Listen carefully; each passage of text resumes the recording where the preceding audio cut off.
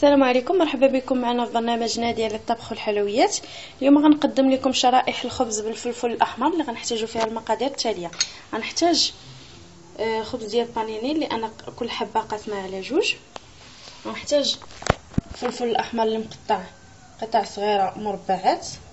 غنحتاج الموتزا، معلقه ديال الزبده، ثومه، الزيتون الخضر والكحل، ونحتاج المعدنوس. غنمشيو دابا لطريقه التحضير.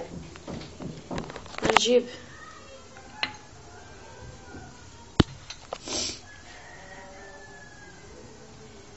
الزبده، ندير معاها شويه ديال الثومه،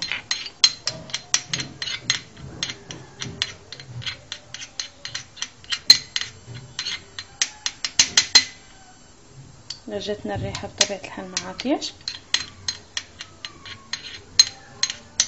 نضيف الثومه، غنوضع كل طرف ديال البانيني غنوضع فيه الثومه، ندهنو مزيان بالزبده الثومه جميع الاطراف. نجيب الموتزا ونوضعها فوق من الخبز ديالي،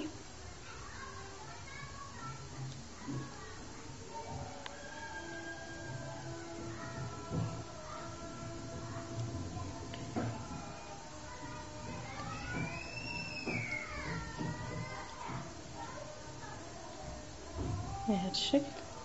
ونجيب حبات ديال الفلفله،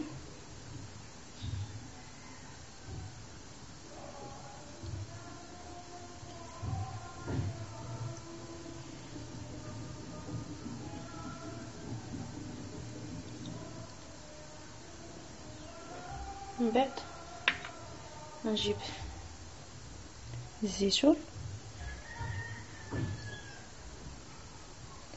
غير في الوسط ديالو، نوضع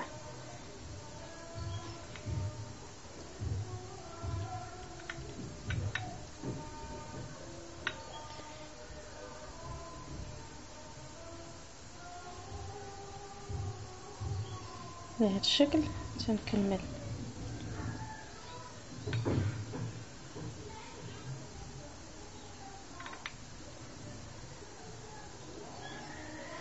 وندخلو الفرن. من بعد ما يتحمر وتذوب الموتزا ديالي نخرجو ونرش عليه بالمعدنوس من الفوق.